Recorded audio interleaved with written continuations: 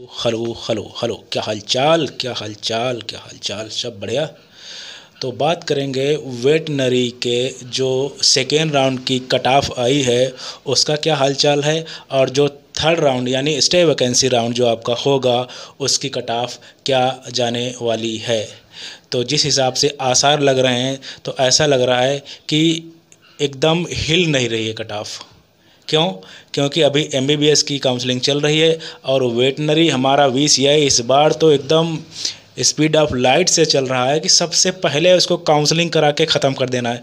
जिसकी counselling state counselling के बाद में होती थी, यानी स्टेट वेटनरी की काउंसलिंग पहले होती थी, उसके बाद में वीसीआई की काउंसलिंग शुरू होती थी, वो इस बार एकदम फॉर्म में है और सबसे पहले काउंसलिंग ख़त्म करने के चक्कर में है। बेटा उसका स्टे वैकेंसी राउंड इसी 25 से आ गया और अभी एमबीबीएस की काउंसलिंग या बीडीएस की काउंसलिंग कोई काउंसलिंग ख़त्म नहीं हो पाई है। तो ये भी एक तरीका हो गया है फ्रॉड करने का। ये लोग फ्रॉड कर रहे हैं, इसमें कोई शक नहीं है। भाई क्या कर रहे हो इस बार? और इतनी हाई कट ऑफ इस वजह से क्योंकि बच्चा बहुत ज़्यादा डरा हुआ बैठा है। जो एमबीबीएस बच्चा करना चाहता है उसको नहीं मिल रहा है, वो वेटनरी लेके बैठ गया है और वो सीट को ब्लॉक करे हुए बैठा है। और वो अगर उसको नहीं मिला तो पक्का वो कॉलेज लेगा, उसको जाना चाहे असम पड़े चाहे मेघालय पड़े, जाएगा। वो जा रहा है और जाएगा भी। तो इस वजह से आप लोगों को बिल्कुल, मतलब क्या मैं बोलूँ, इस बार तो इतना हद कर दी है, इतनी ख़राब कट ऑफ, इतना ज़्यादा मेरिट, इतना हाई मेरिट। आपको ऐसे ही रहा ना तो स्टे वैकेंसी राउंड में भी आपको बिल्कुल कट ऑफ हिलते हुए नहीं दिखेगा वीसीआई में। इस बार सारी चीज़ें भगवान के भरोसे चल रही हैं। वीसीआई तो अलग ही फॉर्म में चल रहा है। तो बात कर लेते हैं कट ऑफ इसकी कितनी गई थी पहले राउंड में, सेकेंड राउंड में और आपका स्टे वैकेंसी राउंड या जिसको थर्ड राउंड बोलते हैं। और इसमें बेटा एक समस्या और है, इसमें अगर आपको कॉलेज मिल रहा है तो आपको रिपोर्टिंग करना ही करना है। यानी अगर यूपी का कोई बच्चा वीसीआई से काउंसलिंग करा रहा है और उसको अगर असम मिला हुआ है या आपका मेघालय मिला हुआ है तो उसकी मजबूरी है, वो वहाँ जाएगा ही जाएगा रिपोर्टिंग करने और उसको कॉलेज लेना ही पड़ेगा। उसके बाद में वो रिज़ाइन कर सकता है। तो मतलब इस वजह से अब आप सोचो, 10 दिन का आप लोग टाइम नहीं दे रहे हैं, 5 दिन का टाइम है, वो बच्चा जाएगा वहाँ कैसे जाएगा रिज़ाइन करने? 2000 किलोमीटर, 1500 किलोमीटर दूर। क्या ट्रेन का कोई रूट आप लोगों ने सोचा? क्या रिजर्वेशन हो जाएगा 5-8 दिन में? क्या सभी लोग फ़्लाइट टिकट बुक कर सकते हैं? इतने सक्षम हैं? बिल्कुल भी नहीं सोचा। सब भगवान के भरोसे सारी चीज़ें आप लोग चला रहे हैं। इस वजह से मैं कह रहा हूँ कि 2024 सबसे ख़राब साल है आप लोगों के लिए।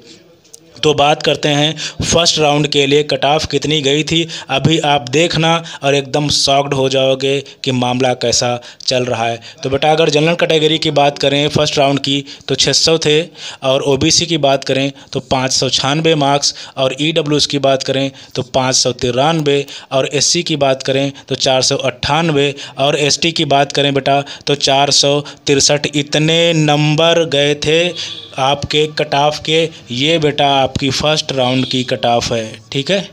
और अब बात करते हैं सेकेंड राउंड में कितनी कट ऑफ गई हुई है। आप आराम से देख लेना, 599 सेकेंड राउंड में जनरल की। और ओबीसी की बात करें तो 596, और ईडब्ल्यूएस की बात करें इसकी भी 596, और एससी की बात करें तो 498, और एसटी की बात करें तो 449। अब आप सोचो कि इतनी कट ऑफ, एकदम कुछ अंतर दिखा? 699।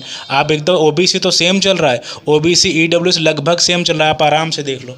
क्या कोई अंतर दिखा? नहीं दिखा। और यकीन मानिए स्टे वैकेंसी राउंड में भी अंतर नहीं दिखने वाला, ठीक है। तो ये आपकी सेकेंड राउंड की बात है, ये आपकी सेकेंड राउंड की बात है। और अब बात कर लेते हैं आपके स्टे वैकेंसी राउंड, और या जिसको हम लोग बोलते हैं थर्ड राउंड में वीसीआई की कट ऑफ कितनी जा सकती है। तो अगर बात करें जनरल की बेटा, तो जिस हिसाब से ये चल रहा है ना, तो ये आप मान के चलिए कि 580 से नीचे कैसे भी नहीं आने वाला है। और इसका भी बेटा ऐसे ही रहेगा, 580 से नीचे कैसे भी नहीं आने वाला है। ओबीसी की बात करें, और अगर ईडब्ल्यूएस की भी बेटा बात करें तो ये भी 580 से नीचे नहीं आने वाला है। और एससी की बेटा बात करें तो ये भी आपका मान के चलिए 464 470 से नीचे इसका नहीं आने वाला है। और अगर एसटी की बेटा बात करें तो ये भी मान के चलिए 445 इससे नीचे नहीं आएगा,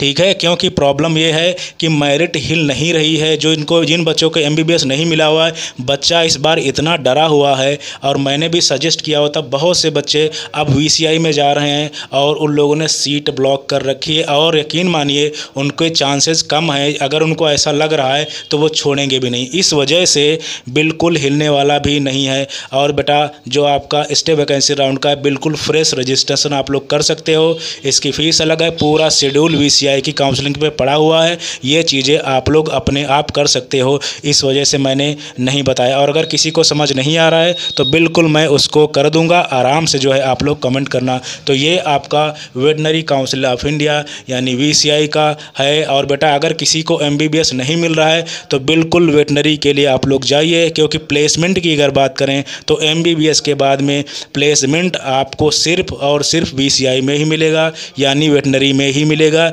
इससे ज़्यादा मैं कुछ नहीं बोलूँगा। आप बीडीएस बीएमएस सब कुछ ठीक है, लेकिन गवर्नमेंट जॉब उसमें आपको 20 साल रुकना पड़ सकता है। और बेटा एक बात आप लोगों से और करनी है, एक मेरा चैनल है जिसका नाम है AVUP32, आप लोग जाइए और उसको वहाँ का कंटेंट अगर आपको पसंद आए तो बिल्कुल उसको सब्सक्राइब कीजिएगा। एकदम जेन्युइन कंटेंट उस पर भी मिलेगा। इस समय उस पर बात चल रही है कि आपके जो है हेयर ग्रोथ यानी आपके हेयर जो है केयर कैसे की जाए, उसमें दूसरा तीसरा वीडियो होगा बेटा, और पूरी एकदम बेहतरीन तरीके से साइंटिफिक बातें की गई हैं। सो आई होप बेटा वीडियो आपको पसंद आया होगा, और अगर पसंद आया हो तो चैनल को सब्सक्राइब कीजिए, वीडियो को लाइक शेयर जरूर कीजिए। Thank you very much.